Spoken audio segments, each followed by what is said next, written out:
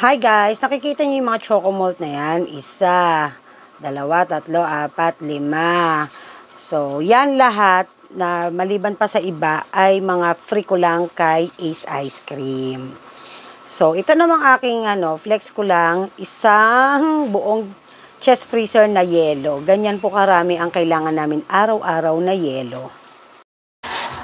Hi guys, Mami Park is here. So, kamusta po kayo? Kamusta? Shoutout sa inyong lahat at magsha-shoutout tayo at may tatalakayin tayo. So, kung maalala nyo guys yung ating tungkol doon sa nagsabing scam ang ating tindahan na sari-sari store. Scam ang sari-sari store. Meron tayong viewer na instead of commenting sa ating video, nag-comment na lang nag-send na lang ng kanyang insight or ng kanyang comment through PM. No? Shoutout to Ma'am Che na watching pa from California and coincidence na kami pala ay magkababayan. Okay? So, tatalakayin natin yan muli and then, hapyaw ng mga informations and magsha-shoutout tayo. Unahin na natin itong shoutout, guys, ha? Para tuloy-tuloy na yung aking tatalakayin. Para kung sakaling mahaba ang video, mainam na nakapag-shoutout na tayo. Alam nyo naman na gusto ko kayong shina-shoutout, no? So, babasahin ko mamaya yung message ni Ma'am Che. So, shoutout to Girl Pretty, 16 hours ago. At comment nga siya dito sa latest vlog ko naman na yung nakabenta ng halos 1K, wala pang isang oras. I would like to shout out Girl Pretty 00. Hi Mami Park, it's me again. Naging busy din ako now sa aking farm business. RTL Chicken, dagdag kita. Baka sa ganitong paraan, hindi na ako matawag na scammer. Ang gusto kasi ni Orubia, maging Elon Musk kaming mga baguhan sa negosyo. Malay ko sa utak ni Elon Musk, hindi pa dumating ang COVID sa mundo, nakamas na yan. Bakit nakaranas ba si Elon na bumili ng 1 kilong bigas sa sari-sari store? Kaming mga baguhan, nag-YouTube para magkaroon ng idea. Tapos gusto Elon Musk agad. Okay. Ayan. So mamaya ay matatalakay natin muli ang aking video reaction dahil sa'yo, Girl Pretty. Ayan. Gords1993, Mami Park. San Gawi dyan, Dali Store po. Santa Maria po. Wala pong Dali Store ng Pandi, pero meron pong O-Save dito. Marami na rin, all over barangays. No, parang halos bawat barangay, there is O-Save na. Okay, Winnie07, watching here, Mami Park. Tintin Mabana, 6541, Mami, out of topic, tanong ko, ask ko lang, bakit yellow ang kulay ng napili niyong kulay sa ginawa ni Daddy na istante? Salamat. Okay, so kung mapapansin niyo po ang mga ganito ko, ang mga shelves ko ay puro dilaw, yellow lemon. Ginaya po natin yan sa ating supplier ng mantika, ng mga asukal, na which is iyon ang kanyang color din ng lahat ng shelves niya sa Santa Maria. So, there are some kasari din, wholesalers na ito din ang napili nilang kulay. So, ang advice kasi sa akin ni Ate Lourdes noon is kasi maliwanag siya sa mata. So, kapag ka maliwanag ang iyong shelves, hindi masyadong mag-e-effort na mag-stand out ang iyong display. Malinis tingnan, pansinin agad, malayo pa lang, pansinin agad ang mga shelves mo, and nag-i-stand out ang mga display. So, kaya naman, yellow lemon ang kulay ng ating shelves. Ayan. So, talagang sa totoo lang ay pinakamaganda siya sa lahat. Kasi pagkapula, parang madilim ng konti.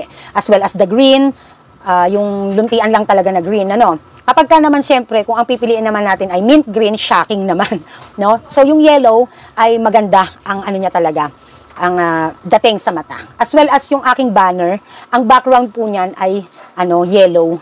Yellow po ang ginawa kong background ng banner ng tindahan ko. Kung nakikita nyo po sa mga thumbnail ko, o kaya pag natutur ko kayo from the outside, para po mag-stand yung color na itatap mo. So, kaya ang yellow lemon ang isa sa pinaka-favorite kong ginagamit na kulay pagdating sa pagtitindahan. Pero pag sa bahay po, mas gusto ko po ang a little bit dark or a little bit light gray and combination of white and black. Yung gusto ko naman yung may pagka-aesthetic. Pero hindi ko pa alam kung kailan nangyayari yun. Okay, anyways, yun na, nasagot na natin. And then, Sweetie Jubar, 3685, sabi niya, Hi Mami Park, watching, pabili ng sabon sa plato. Ayun, I wish I could sell dishwashing to you, kaya lang napakalayo mo, Ma'am Sweetie. Cherry Alcantara 5101, Mami Park, pwede din po kayang mag-direct sa manufacturer ng Max Glow. Yan po ang matagal ng kunang mangyari, makadirect ako sa manufacturer from Taguig po. Thanks in advance. Ang alam ko po sa yan, sa Malabon. However, going to Malabon is not, for me it's not practical. Siyempre, kapag nasa manufacturing ka na, andyan yung pipila ka, maghihintay ka, even though may showroom. So, I would rather get na lang sa mga distributors na mababa pa rin ang bigay, may patong man sila, pero reasonable naman, thinking na kung ako ang pupunta at hahango, magastos, no? Pupunta ka, dapat makakuha ka na ng makukuha mo kung gaano ang dami. Hindi katulad nung naghahanap ka ng distributors na maganda ang presyo, mabababa, anytime na gusto mong bumili kung ilan, makakabili ka. No? So, yun po, no? So, ang alam ko sa Malabon po ang ang manufacturing. At maghanap po kayo malapit diyan sa inyong lugar kung meron pong distributors. Actually, is one of the best way para makakita ka ng mga suppliers ay sa Facebook, sa marketplace. Okay.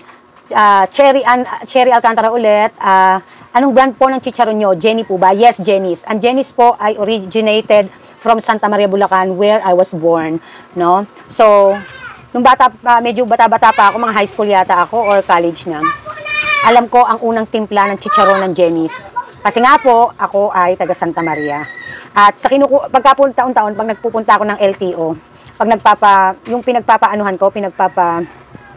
testan ko ng di ba pagka nagkakaroon ng test sa Tambucho, doon lang po yon sa likod, yung kanilang repacking. Okay, anyways, Juanito San Mateo, Mami, magkano po sa yung Max Glow powder? Isang sako yung pink at isang box ng Max Glow dishwashing litter. Pati pala pub kasi bumibili po kami niyan sa San Rafael pa dito sa Pampangang store namin. Ayan, po kasi wala pa po akong kinekering maraming produkto ng Max Glow kasi nga po ang inilalaban ko po ay Almighty. But Sir Juanito, if I were you, maghanap po kayo ng mga distributors diyan malapit sa inyo. So, yun na nga, magtanong-tanong po kayo. Ayan. So, hindi naman po ako makakasakop na makadeliver ng Pampanga. Sabi naman ni Cherry, same question din. Ayun. Galing naman ni Mami, sana madalhan mo kaming Max Glow, sabi ni Juanito again. Yun nga, hindi ko nga magagawa. No? Ellen Pilar, hello Mami, always watching, God bless you, love you po. The Full-Time Mom, parang alam nyo, nadinig ko na tong si The Full-Time Mom. Ang tagal ko na palang subscriber to, no? Grabe, hanggang ngayon, nandito pa rin. Pwede ba yan sa Palit, Pampanga? Ayan. So, I do hope na makahanap kayo ng distributor dyan, ano? Ayan. Beliana Santos, gandang morning, Mami and Daddy Park. Laging mag-iingat sa pagbiyahe sa biyahe. Love you. Love you too. Thank you. And Lonzi of Double Kuwait, the best ka talaga, Mami Park. Kahit saan isabak, pagtitinda ang pag-uusapan. Pagtitinda ang pag-uusapan. Ayan, kasi syempre pera yon. Syempre, ang importante din, bago ka magtinda ng produkto, alamin mo muna ang iyong produktong kinikerry. Kahit paano dapat meron kang background check dyan. Paano ginawa ang produkto, as much as possible, mga ingredients na. Para kapag tinanong ka, alam mo rin ang isasagot mo. Yan ang naging challenges ko when I was started selling dishwashing liquid. And then, ang kinikerry kong product ay hindi pa kilala sa merkado. No? At kumbaga ba, para siyang DIY ang dating. Kumahango ako sa isang naggawa nun. Ang isip ko lang kasi noon, ang dishwashing ay basic needs. So, marami ang bibili talaga.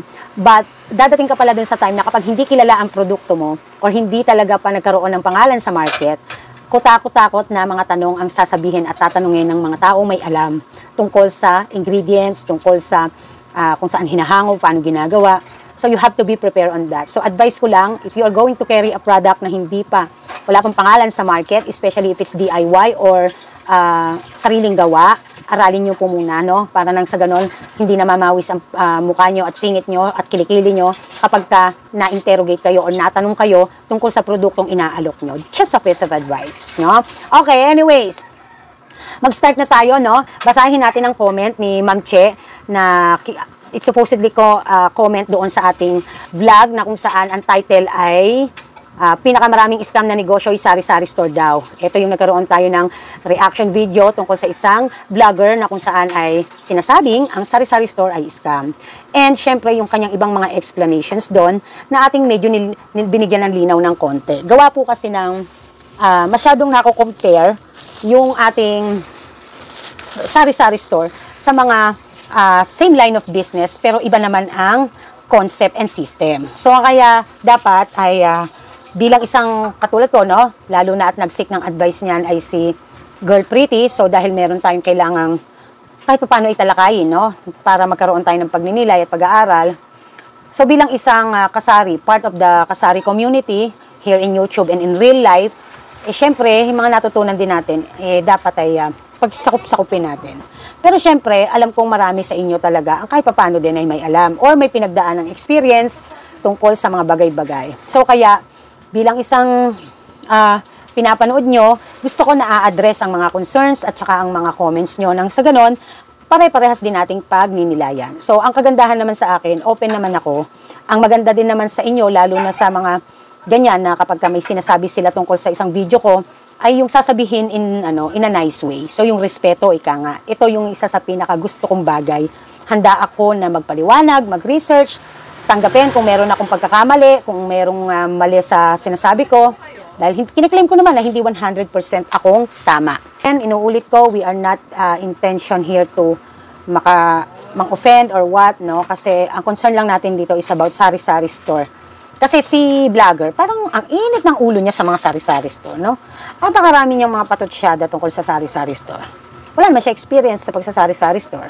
So, might as well spare the Kasi nagdudulot kasi ng pagkalito, pagka-confuse, at baka mamaya ma-discourage ang mga nagnanais pasukin ng pagsasari-sari store, lalo na yung mga OFW na nangangarap dahil ito ang sa tingin nila ay medyo kaya nilang pasuking negosyo.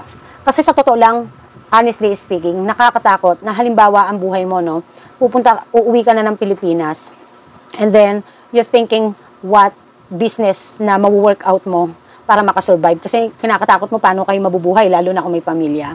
So kaya dapat maalis natin yung ibang mga bad impression or bad perception about having a sari-sari store. Kasi kaya nga tayo may learnings from the beginning, tinatalakay natin if this business is right for you. If this business ay pinipili mo at ready ka ba dito. No? Kaya lahat ng experiences natin from the beginning na nagbablog ako, sinishare natin. Sabi niya, hi! Napanood ko yung video mo about sa vlogger na nagsabi na scam ang sari-sari store. Siyensya na kung nag-message lang ako. Ayoko din naman na mag-negate doon sa vlog mo. Medyo gusto ko lang sana mag-comment sa mga points doon. Una, parehas naman kayong may pinaglalaban. I think, di naman niya sinabi na scam ang sari-sari store per se. So, parang sa kanya, hindi naman literal na scam ang sari-sari store na sinasabi ng vlogger. No? And then, sabi niya, of course, pag nagamit na ang salitang scam, naiiba na ang tono ng usapan. So, kaya, yun din ang sinabi ko din sa vlog, di ba, na scam is not the right word, no? So, kasi kapag ka nga sinabing scam, iba ang dating, syempre, no? Of course, pag nagamit na ang salitang scam, naiiba na ang tono ng usapan. Dahil, hindi scam ang tamang salita para sa pinupunto niya. Kaya mas tamang sabihin na walang leverage ang maliliit na sari-sari store. Okay, so tama naman din si ma'am, my point. But this is naman my point of view when it comes to that. When it comes to leverage. Ano nga ba ibig sabihin ng leverage? Ito yung pakinabang o benepisyo na mapapala mo sa isang bagay na makakatulong para sa iyong negosyo. Magbigay na tayo ng sample when it comes to financial leverage. Let's say for example, loan or utang na pwede mong magamit sa iyong kapital. So ang pakinabang, ang both benefits is magbabayad ka sa nautangan and they are going to have a profit through interest, and then in your part naman na umutang ay magkakaroon ka naman ng additional capital or magagamit na capital in your existing business. Okay? So, yun. So, example natin yan, kung ikaw ay nakagkakaroon na ng mga terms na tulad ko sa mga ahente, ay leverage siya. No? May leverage siya sa akin. So, ibig sabihin pala, hindi pala lahat ng sari-sari store, maliit or malaki, ay walang pag-asang magkaroon ng leverage. So, meron. Kaya lang, it depends upon the situation or the status of the store. Kung ang tindahan ay nasa lugar na hindi naman nagkakaroon ng growth pagdating sa sales, paglaki, wala ring sense, no? So, kung ang tindahan mo ay nakalugar doon sa lugar na hindi puntahin ng mga ahente para magkaroon ka ng opportunity to have to avail the terms, importante na kino-consider natin ang 5 factors bago ka magtayo ng negosyo. So, ang ibang mga bagay sa loob ng factors na to, sa 5 factors na to, hindi mo pa mapo-foresee unless you started to try or you started to enter na into business. So, ang una na factors ay ang location. Ano ang lagi kong sinasabi? Choosing a good location or being in a good location means good business. So, if you are in a good location, you're doing a good business. So, the next one is the target market. Kasi, mag-iisip ka ng location, dapat ang target market mo katabi na yan, kaakibat na yan. Dahil, your location is your target market. Alangan namang ang target mo ay mga mamimili ng, halimbawa, ang target mo ay mga estudyante. Tapos sa bundok ka nagtinda. Paano ka makaka-target market? Wala namang estudyante sa bundok. Bumababa pa nga mga estudyante sa bundok para magpunta sa eskwelahan. So, ganun lang siya kasimpleng i-analyze, no? So, kung sino ang mga target market mo, yon din ang location mo. So, eto tanong, Mami Park, what if gusto lang namin magtinda sa pamamahay namin? So, meron akong isang subscriber dito na sabi niya, kahit gusto din daw niyang magpalaki, wala ding sense. Kasi nga, 15 katao lang naman, ay 15 kabahayan lang naman ang target market niya, meron pa siyang kalaban. So, kumbaga ba, yung opportunity or yung chance niyang magpalaki or mag-expand, hindi mangyayari. As well as what I have before, nung nandun pa ako sa dati kong store, hindi ko rin siya magawa kasi nga, bilang sa mga daliri ang aking target market. And the purpose and the goal of that store is for me to have something to do lang. No? At kung kumita iyon, ang kinikita nun ay pinambibili ko lang ng mga bagay na gusto kong magawa, mabili, dahil hindi kasama sa aking personal budget. So, kaya nagpuput up tayo ng negosyo, may mga goals and purpose yan. Kung anong purpose natin. So, kung ano ang purpose natin, dapat yun din ang tatapatan nating effort para makahanap ng location na kung saan yung gusto nating mangyari ay mangyari sa feasibility studies natin ay at least 80 to 90% na positive ang kalalabasan, no? Kaya nga inaaral muna, hindi basta pinagdedesisyonan. Alam nyo, sa totoo lang, kung hindi naman titira ang Lola Park nyo dito sa amin sa kung di siya lumipat sa akin na titira, alam nyo, hindi ko kukunin yung unit na tinitiran niya ngayon. Why?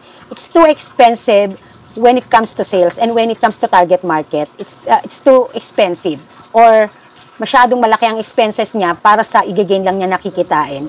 Wherein, more of my customers naman, nag-e-effort naman silang pumunta dito. So, kaya lang kasi, kagandahan lang din nun kasi is, kung may nag-e-exist na mga kalaban doon at nahaharang, dahil ang Lola Park nyo ay living space din niya, ang unit na nakuha natin, no, ang pwestong nakuha natin, minabuti ko na rin na si Lola Park nyo ang pumwesto doon para masalo din niya yung iba. No? So, ganun lang siya kasimple. But to money-wise and business-wise, hindi siya ganon hindi siya ganon sasabihing pinasok ko na negosyong-negosyo. Kasi nga, ang inisip ko dyan ay ang Lola Park nyo. No? So, importante ang location. Kaya nga sabi ko, ang gusto ko sa next store na ipuput up ko, yun talagang hindi man kasing laki ng kikitain ko rito or kasing halaga ng kinikita ko dito, but at least half. Cover up ang gastos and at least man lang ay half when it comes to net income. Yon. So, location, good location and good target market, importante. So, pangatlo, ano ang pangatlong sa factors? Capital. So, nasa maganda kang lugar, kulang ka naman sa kapital. So, importante na maihanda mo ang kapital mo. Maglalabas at maglalabas ka talaga, no? Sa unang hirit mo, no? So, pangatlo, supplies. Baka naman, ang napili mo ay bundok ng tralalala at ang supplies mo ay sa kabilang ibayo pa, no? Baka mamaya, sa Bulkang Mayong ka nagtinda, sa bundok pala ng Sierra Madre kukuhanin ng supplies, so mag-isip kang mabuti, no? So, syempre, yung convenience mo din bilang ikaw ay hahango ng iyong mga paninda. So, kaya importante ding maganda ang location mo kasi iisipin mo din if you are near as much as possible sa mga suppliers mo. Kumbaga ba, pag dumating ang mga supplies sa iyo, hindi ba mahirap ang daan? Madali bang puntahan from your location na napiling pagtindahan? Kumbaga ba, papaano ang magiging kalakalan, no? So, pagdating naman sa panlima ay yung self-readiness. Ready ka na ba emotionally, physically, mentally, spiritually. Kasi lagi kong pinapaalala sa inyo, ang first step na mangyayari sa inyo or ang unang pagdadaanan nyo ay trial and error method. Wherein dito nagaganap lahat ng mga bagay-bagay at pag natapos ito or bago matapos, doon ka magdedesisyon if you are going to have your expansion.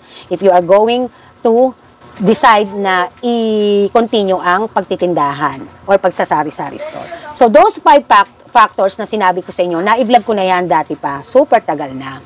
So when it comes to leverage, hindi lahat ng mga sari-sari store na nag-put up ay may pagkakataon na magkaroon ng leverage. It is because it depends upon your situation. So sa tulad ko, hindi ko naman aakalain din na itong lugar na to pinapasok ng ahente, may nag-aalok.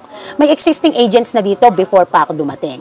So advantage siya sa akin, no? So advantage at may pagkakataong magkaroon ng leverage ang sari-sari store if nakaka-access sila ng mga agents, mga suppliers na nagdi-deliver right at the store. Unang-una kasi dyan, makaka-access ng napakagandang presyo kasi direct sa supplier or sa distributor, murang-mura, or nakakakuha ng mga promo and discounts. Like if minimum of 5,000 lang ang purchase mo, you can avail the 2% discount. And then, kapag tumataas na ang purchasing power mo, they are willing to offer you terms. So, magandang pagkakataon, magandang opportunity, so you can have the leverage. So, in my part, nagkaroon ako ng leverage. That is why, yung mga ibang nagsimula sa maliit, sa humble beginning, na mga malalaking grocery stores or wholesaler na ngayon, that is why they able to do that. It is because, winork out din naman nila from the beginning. No? Winork out muna nila. Talagang mag-e-effort ka. Kasi ito ang konsepto ng pagsasari-sari store at pagpapalaki, pagle-level up, pagpunta mo into the next transition. You are going to put effort talaga. Mapa-financial and mapagaling mo, skills mo. And also, syempre, nonsense naman lahat yan kung wala ka talaga sa magandang location. So, sa capital, tulad ako noon, nagkaroon ako ng dilemma when it comes to capital. 10 ang demand, 5 lang ang kaya ng Mommy Park. Dati nga, hindi lang 5 nung wala pa akong mga agents. So, ngayon, I able to provide 7 out of 10. So, ibig sabihin, nagkaroon ng growth. So, magkakaroon ka ng magandang opportunity at gusto mo ng leverage. Siyempre, kailangan, nakikita mo din na may growth kasi na nangyayari sa tindahan. Ay, naku, ang taas ng demand kaso wala akong masyadong puhunan. So, ay, may mga agents, you can ask them if they can offer you like this amount every 2 weeks, every 1 week, kung ano ang kaya mo, dun ka kumumit. So, there is a leverage. Hindi nga lang lahat ng mga tindahan, maliit man o malaki, ay nagkakaroon ito, nangyayari ito sa kanila. Okay, so for me lang wrong perceptions or wrong thinking na ang sari-sari store hindi talaga magkakaroon ng leverage. There is a leverage. Kaya lang, hindi lahat ng sitwasyon at lugar ay na kung nasaan ang negosyo mo ay may leverage. Okay. More on, nasasabi niya na ang pagtitindahan ng maliit na sari-sari store sa parte ng may-ari ay hindi maganda ang cash flow. Kasi nga, pera ng may-ari ang nakakapital doon. Lahat naman nangangapital, malaki maliit nagkakapital, naglalabas ng kapital. Yun nga lang iba, pag naglabas ng kapital, delay. Delay, bakit? Kasi depende sa konsepto, depende sa sistema ng kanilang negosyo. Dahil nakakaroon sila ng mga terms, utang or what, so they can able to mag-heads up na, magka-ahead na ng sales na hindi pa sila nababawasan ng kapital. But, lahat ay maglalabas, magpuput in pa rin. Okay, and when it comes to cash flow, no? So, sa cash flow, dahil nga pag sinabi mo talaga ang meaning ng cash flow is the activity of the money that in and out, no? The in and out of money in the business. So, sa isang maliit na sari-sari store, let's say, for example, nag-put in siya ng kapital na 20,000. In just 3 months, halimbawa, ay nabawi na niya ang ROI. And then, at the same time, meron pa siyang tindahan pa rin and selling. Kumbaga ba, nabawi na yung ROI. So, ito kasi, pag nabawi mo na ang ROI, no, at mabilis mong nabawi yan, maganda ang cash flow na nangyari sa iyo. Yung iba kaya mabagal, alam niyo po kung bakit, kahit may chance naman sana na mapabilis at maging maganda ang cash flow, mali nga ng diskarte ng pagmamanage, mismanagement, no? Kasi ginagasta, kinukuha na ng sariling negosyo. Negosyo mo dapat nakalayo sa personal mo. Nang sa ganon, makapagparolling ka ng mabilis, no? Yung iba naman, ano ang ginagawa? Iniipon nang wala sa hulog. Mali ang pag-iipon, paraan ng pag-iipon. What I always advising you guys, mag-ipon kayo na galing sa negosyo nyo kapag lumabas na ang net income nyo. Kung gagalawin nyo palagi at kukurutan nyo ang pinaka-running capital niyan, at lalo na tumataas ang demand at hinahabol nyo ang running capital katapatan ng demand, pero kinukurutan nyo nang hindi naman din ibabalikwas nyo sa negosyo, nag-iipon kayo nang hindi rin naman babalik nyo sa negosyo, it's nonsense. And also, iniipit nyo yung pera. So, kaya I would always suggest na pag mag-iipon, doon na lang sa net income. There is one person na nag-comment sa akin, speaking, sabi pa nga niya, ito nag-comment siya sa aking vlog, dun sa dati ko pang vlog na, paano mabilis na magpalago at magpalaki ng negosyo. 'Di ba po, sabi ko dun sa dulo, wag mag-iipon kasi wag ipitin ang pera, wag i-shoot sa garapon. Ipamili, i-rolling kasi sa negosyong pera 'yun eh. Meron ditong nag-comment na ang sabi niya sa akin is, natawa na nga lang ako. Actually, nireplyan ko nga siya. Hindi ko na mabasa dito kasi sabi ko nga sa inyo, pag nag-reply dito sa Lapi, sa nawawala. Ang sabi niya doon sa video ko na 'yon, kung hindi daw mag-iipon, paano daw kung magkaroon ng emergency? Paano daw kung masunugan? Paano daw kung ma-ospital? Maibabayad daw ba ang ice cream sa ospital? No? So, sarcastic way, di ba? Actually, sa lahat ng nag-comment, siya na lang ang pinatulan ko kasi sarcastic nga. Pero, in a nice way naman. Ang sabi ko nga, pinapanood na nga ang video, hindi pa naintindihan.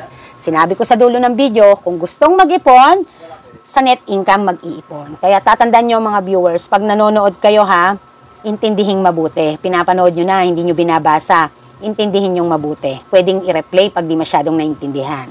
Okay? So, yon. So, sinagot ko nga siya na sabi ko, hindi na nga, sabi ko, napakahina ka ako ng pasensya ko talaga hindi ganun kahaba pasensya ko sa tanga. Sabi ko, sana man lang, tinapos yung video, di ba?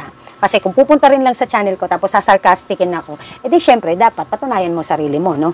Na kung ano pinaglalaban mo. Kasi nga, hindi tinapos yung video, hindi inintindi yung video. Mabuti pa itong si Ma'am Che, inintindi yung video. Eto ngayon ang kanyang insights. Dinidiscuss ngayon natin, di ba? So, yon, no? So, kumbaga ba, sabi ko nga sa inyo, kung mali ang management, ang financial management nyo, talagang might as well umasa ka, hindi yan magkakaroon ng pagtagal, no?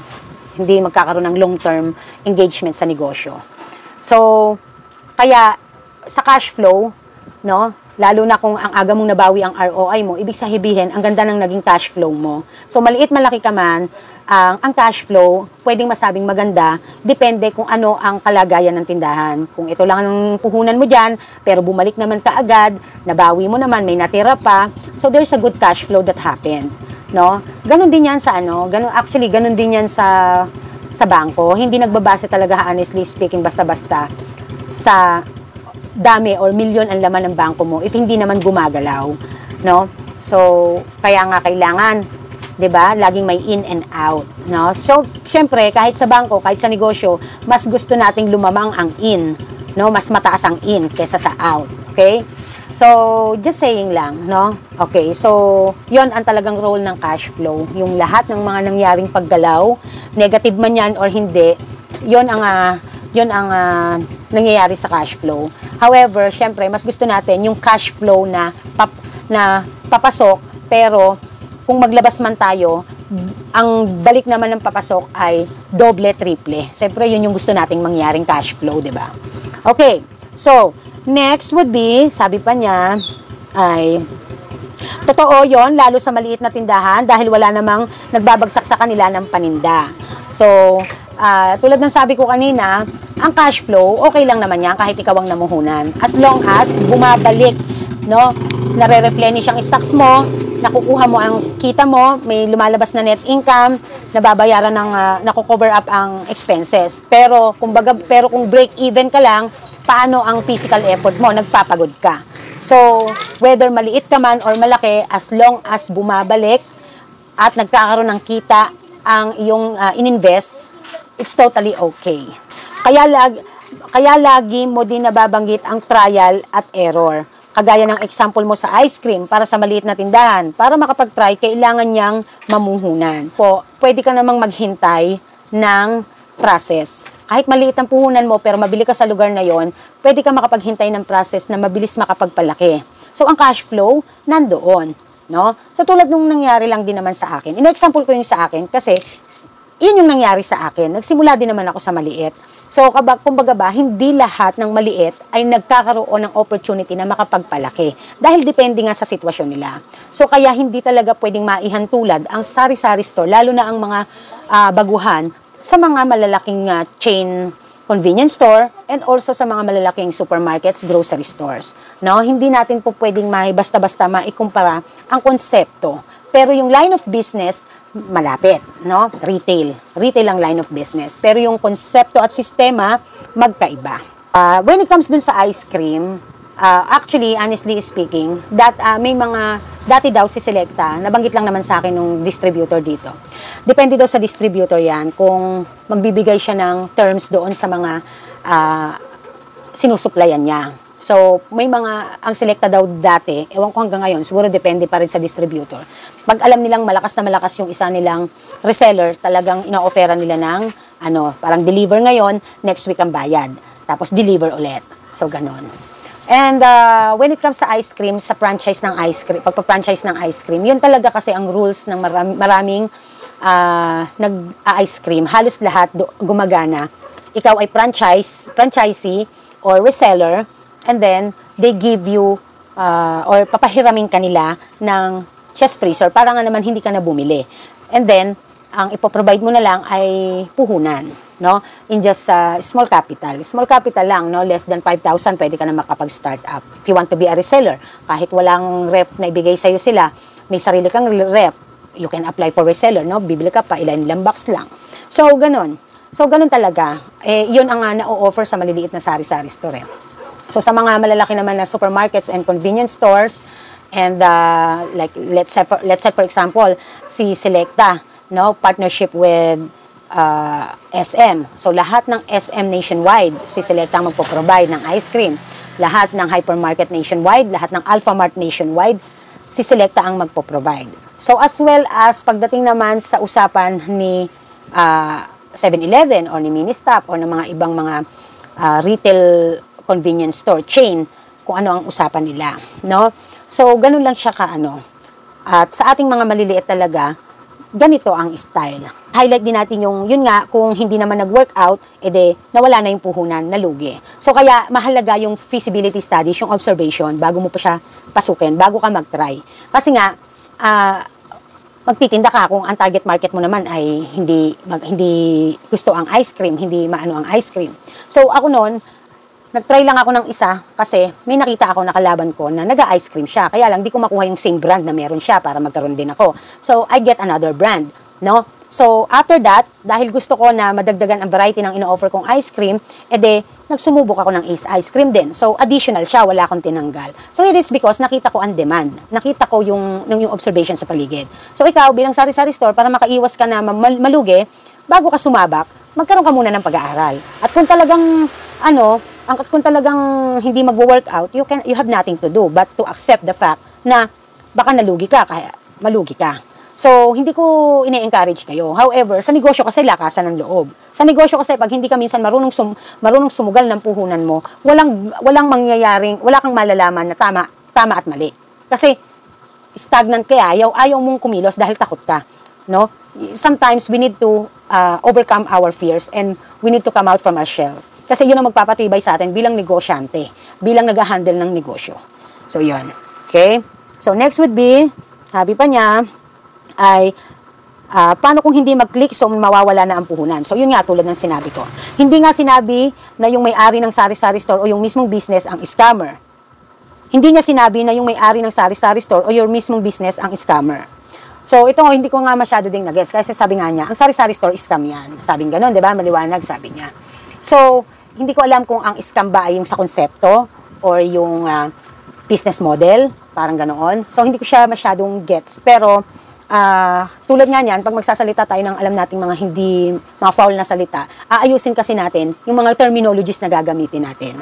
Okay, tapos, Sabi pa ni Ma'am Che, ay may mga way kasi para ma-leverage sa negosyo. Kaya napaghambing niya sa mga supermarket, malalaking grocery at kilalang convenience store. Ang mga produkto sa supermarket ay naka-display. Maaaring naibenta na bago pa man nabayaran ang stocks. Bilib ako sa iyo dahil napagtagumpayan mo na mapalaki ang tindahan mo at ngayon meron kang mga terms. Pero sa nakararaming kasari, pagpapaikot pa din ng sariling puhunan ang ginagawa nila at ano yun? At yung siguro ang pinapunterya ng vlogger na yon. Naranasan ko din magtindahan dati, pero kung magkakaroon ako ng chance, makapamasukan, mas pinili ko yung dahil mas stable. Ngayon, andito na kami sa ibang bansa. Okay. Let's focus naman sa pagdating doon sa sinasabi niya na yung mga produkto sa supermarket ay naka-display. No? So, tuloy pa natin. Sabi niya, yung sinasabi niya about sa real estate sa mga shelf ng supermarket, more on paghahambing din ang ibig sabihin. Itinuturing na real estate o prime spot o space ang bawat shelf sa supermarket. Isang definition din kasi ng real estate, ang ibig sabihin ay available space or capacity. Slotting fee ang binabayad ng mga brands para ma-display ang kanilang produkto. Meron pa nga yung price range kung saan pwesto kagaya ng eye level o bandang una para makita at makilala at maibenta agad ang produkto. So ito, kaya itong vlog na to, hindi ko pa agad na i-vlog kasi talagang naghintay ako kahit yung isa kong malaking supplier no, ng produkto tulad ng Nestle kasi dumating siya kanina. So tinanong ko. So si Kuya, mag-focus muna tayo doon sa sinasabi niya na slotting fee or shelves fee. So, yon totoo yon. So, kaya hindi ko yan diniscuss sa aking dahil on the spot nagkakaroon tayo ng video reaction. Ayoko kasi na basta palalawagin yung topic. Kasi nga, ang gusto ko ay maging, na lang siya, compress. So, totoo na may slotting fee, no? May slotting fee kasi nga, meron akong friend dati na meron silang dishwashing product na gusto nilang ma-display sa shelves. Ang disadvantage lang kasi is, napakatagal naman magbayad ni SM. Na it's like it takes 2 months, 3 months, no? So ikaw, pag may bago kang produkto and if you want it to display to their shelves, talagang if you are financial capability na maghintay hanggang 5 months na may advance ka, do it. But if it's not, talagang sabi ko nga sa inyo, gamitin ang traditional way. Doon muna sa mga maliliit na po pwedeng ipakilala ang produkto mo. Nang sa ganon ay cash basis ang bayaran, no? And at the same time, nagsisimula ka na rin maipakilala sa tao ang produkto mo. Mas mabilis pa ang distribution at makilala sa market. Kasi nga, almost ang target consumer ng produkto mo ay nagpupunta diyan sa mga wholesaler, sari-sari store na malalaki, grocery stores na malalaki, kahit sari-sari stores na maliliit. So, yun muna ang targetin, no? So, yun yung advice ko doon kay Ma'am Marites na humihingi ng advice, di ba, kay vlogger. So, may slotting fee. So, kasi hindi ko siya tinuturing na as separate business, line of business. Gawa po kasi na ang slotting fee, ang shelves fee, or ang listing fee, na yung last na listing na nalaman ko doon sa aking ahente, yan ay minsan ay ginagawa annually or one time. No? So, charge ng mga supermarkets ang mga produktong gustong ma-priority, mapunta sa unahan or mapansin ang kanilang produkto. So, at the part of the business or the owner of the product or the manufacturing, in their part, that is expenses. In the end part naman, sa other side naman, sa other parties naman na si SM or Alphamart man yan or what, sa part naman nila is additional income. However, ay kapag sinabi mong sa line of business, yang sila supermarket, kahit man si SM yan, si 7-Eleven or yung mga convenience store na business niyan ay sa retail. Okay? So, when it comes to bigyan ko nga pala kayo ng konting trivia. Si SM Investment Corporation, siya po, yan po ang kumpanya ni SM. So, nag-engage po siya sa negosyo ng banking, di ba? Ang BDO ay kanila. Banking, retail, wherein Alphamart Philippines, nagkaroon sila. Hypermarket, kanila yan. No? Department store, kanila. So, when it comes sa Alphamart po, originated po ang Alphamart from India. So, Itong madala ng SM ang Alphamart dito sa Pilipinas. So, kaya meron tayong Alphamart Philippines. Kaya hindi, and then, ang concept niyan, ang system niyan ay hindi sila nagpapa-franchise. Yan ay company-owned retail convenience store chain. Okay? So, kaya ang mga stocks niyan, ang mga ano niyan ay nanggagaling ng main nila. Mayroon silang office, meron silang warehouse wherein they will stock the needs of the branches at dinideliver nila. Okay? So, when it comes naman doon sa mga hypermarket nila, I'm pretty sure na doon nangyayari yung slotting fee na nangyayari or yung shelves fee. So, pagdating po, usually po kasi ito, pahirap ito doon sa mga bago ang produkto at hindi pa masyadong kilalang nag-invento ng produkto at gusto niya ma-display ang produkto sa mga malalaking supermarket. Kung nagbabayad siya ng slotting fee or shelves fee, pahirap sa kanya sa simula. Gawa nga kasi ng talagang mga 3 to 4, 5 hanggang 6 months ay talagang imbes na kumita siya, naglabas na siya ng produkto, ay hindi pa siya kumita kasi nagbayad pa siya ng slotting fee bago pa ma-display at naghihintay pa siya kung ano ang magiging feedback ng mga consumer, ng mga mamimili sa produkto niya para magstay siya doon. Kasi kahit may pambayad ka ng slotting fee, pag hindi naman nagmo-move ang produkto mo, ipupull out din yan ng mga supermarkets. Okay? So, kahit kaya mo magbayad ng slotting fee for the whole 5 years, kung yearly ang bayaran, nonsense din kung hindi rin naman nagmo-move, no? Kung sa isang araw nasisiro or kaya sa isang araw swerteng may bumili ng 2, 3, 'di ba? So, kaya sabi ko nga sa inyo, hindi yan basta-basta makapagpapasok ka ng produkto sa kanila. Kailangan makapasa pa muna sa kanila. As well as like, Pure Gold, no? Ganon. So, yung napakalalaking mga kumpanya, meron niyang direct na contact or direct na relation kay SM, no? Like Nestle, Unilever, no? Yan yung mga malalaking ano na yan, supplier. May mga bukod sila na meron silang consignment terms. And inside their consignment, their agreement, ay nandoon pumapasok na meron din silang slot fee or slotting fee or shelves fee, kung man ganon. Okay. So, pagdating doon sa kanilang Alphamart, no, itong mga SM, so nanggagaling yan sa main ang mga brand, ang mga stocks niyan. So, when it comes naman sa mga franchise food retail chain na tulad ng halimbawa ng 7-Eleven, ang distribution niyan ay main as well as the mini stop. So, si mini stop po, si 7-Eleven, company-owned yan, pero nagpa-franchise sila. Si Ministop, ganun din, nagpapa-franchise din, pero originated si 7-Eleven sa Dallas, Texas yata yun, Dallas sa USA, and then nadala yan dito sa Pilipinas, and then si Ministop naman ay under yan ni Robinsons Retail Holdings Incorporated. Originated si Ministop sa abroad din, sa Japan. No? Sa Japan yan originated at nagkaroon sila ng partnership ni Japan Ministop at ni Robinsons Retail Holdings Incorporated na madala ang konsepto ng kanilang store chain dito sa Pilipinas. So, yun nga lang, it didn't turn out well. So, ang ginawa ni Robinsons ay binili niya ang share ng Ministop sa Pilipinas and then ay magkakaroon ng transition to kasi papalitan ng Uncle John's store na ang ipapalit. So, yun, no? So, trivia lang, okay? So, kay Ministop, doon talaga, ang distribution ng products centralized, okay? Ganun din as well as to 7-Eleven.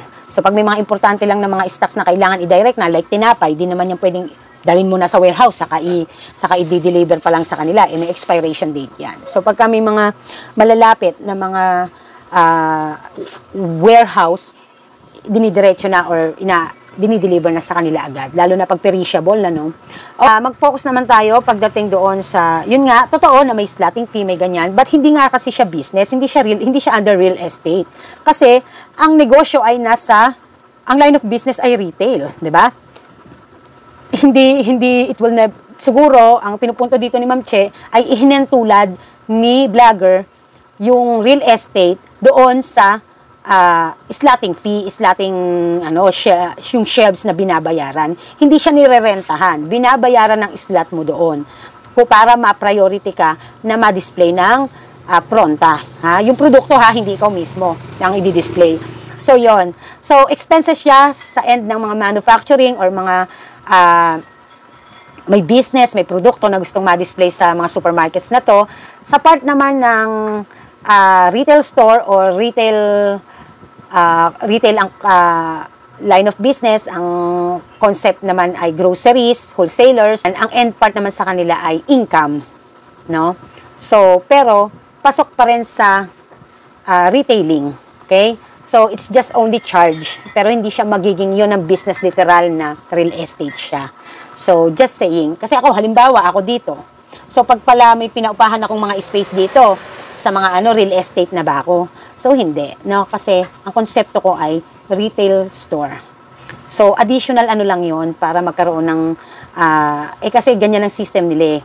Siyempre, business yan eh, negosyo yan eh. So, hanggat saan may pagkakakitaan at advantage, no? Kasi doon nila kukunin yung, ang malaking expenses nila, di ba?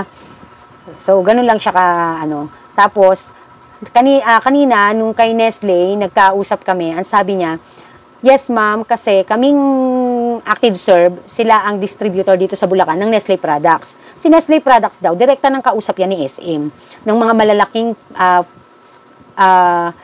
store chain. No? Direkta ng kausap yan. At meron silang terms dyan, may pag-uusap. Kaya nga daw nagpapadala yan pa nga yan ng mga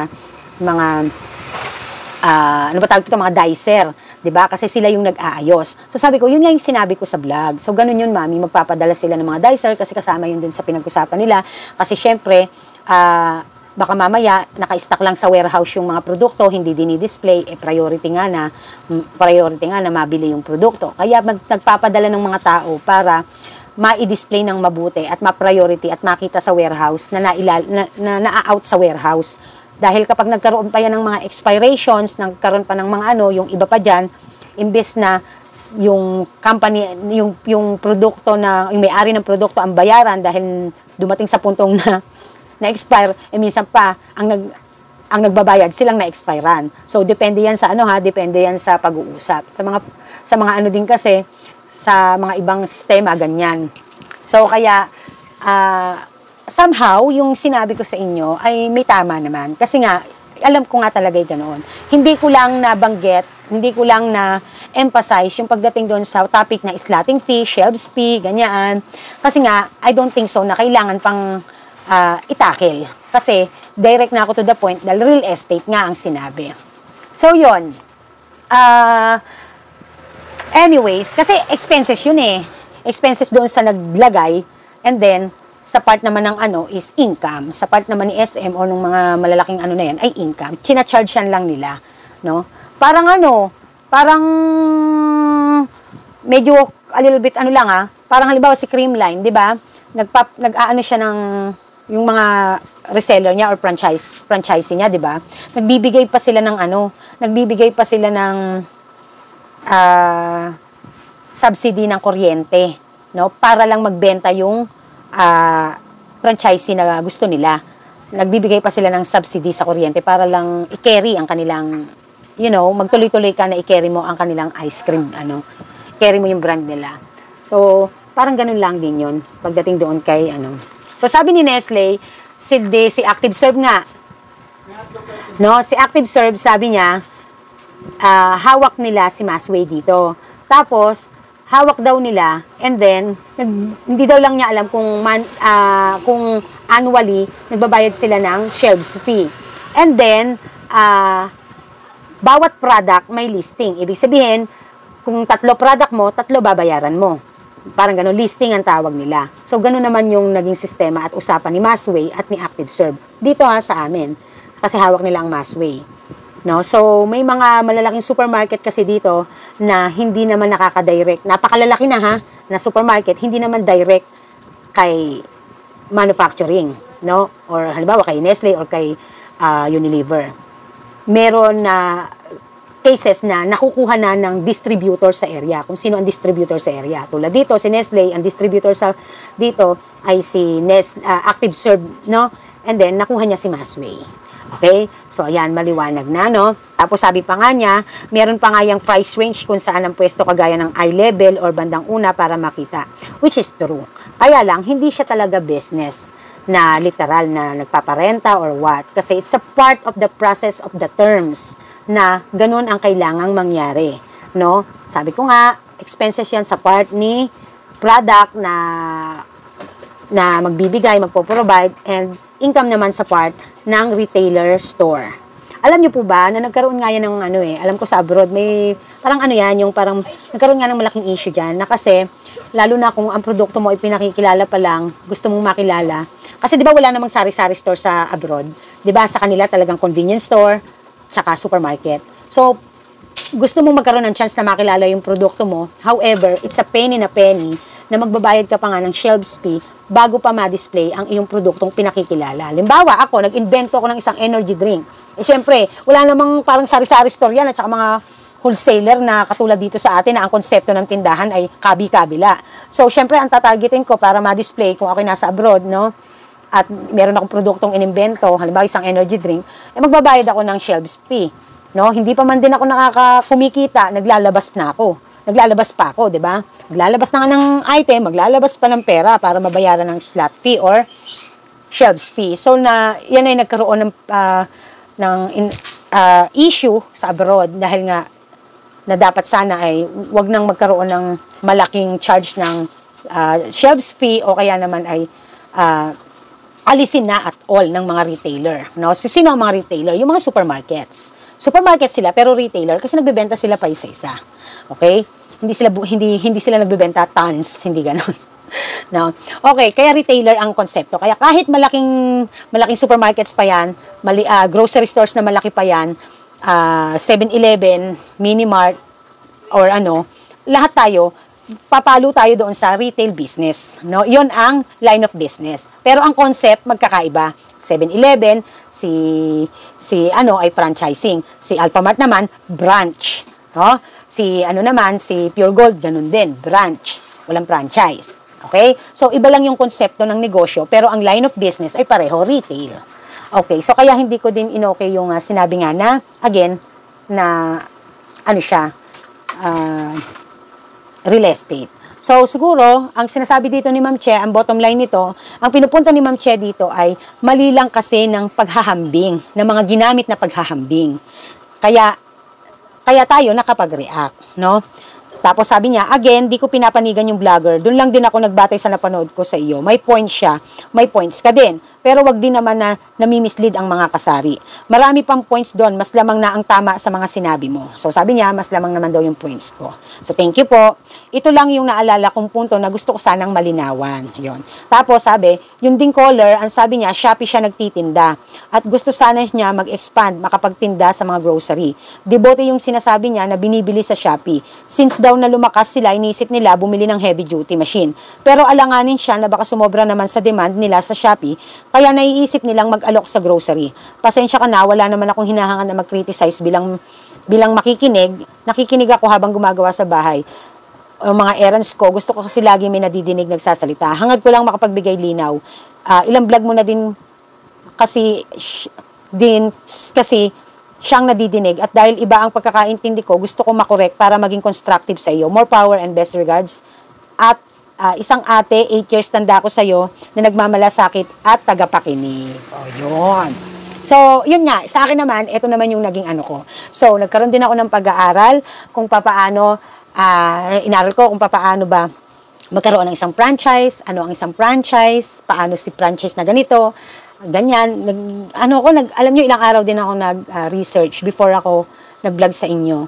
So, yan. So, the final say here is, sana bilang vlogger, bago tayo magkaroon ng paghahambing, ay siguraduhin ipapaliwanag natin ng maayos. At tulad sabi ko sa inyo, pagka-relevant or kapag ka-related, pwede naman. Kaya lang kasi, parehas retailing ang line of business, pero pagdating sa concept and system ay magkaiba. So, hindi dapat ihambing, no? Hindi dapat na parang tipong napakaliit na ng tingin natin sa sari-sari store. At parang ang sari-sari store ay, ang dating ay parang hindi na magkakaroon pa ng karapatang magkaroon ng pag-grow, paglaki, no? Maraming ang successful diyan, 'di ba? Maraming ang successful business owners diyan na marami nang naging branch ng tindahan, ng supermarket, lumaki, no? So kaya I think lang ay sana i-explain ng mabuti para hindi na di-discourage at hindi na didismaya ang mga sari-sari store owners. So yun lang naman yun sa akin, no? So ayan, okay na ang haba ng video pero sana may nakapulutan kayong aral. So, thank you, and kung sa part ko na naman ay sakali man na may mapansin kayo na parang mami, parang mali, parang ganyan, wala na pong problemang mag-comment.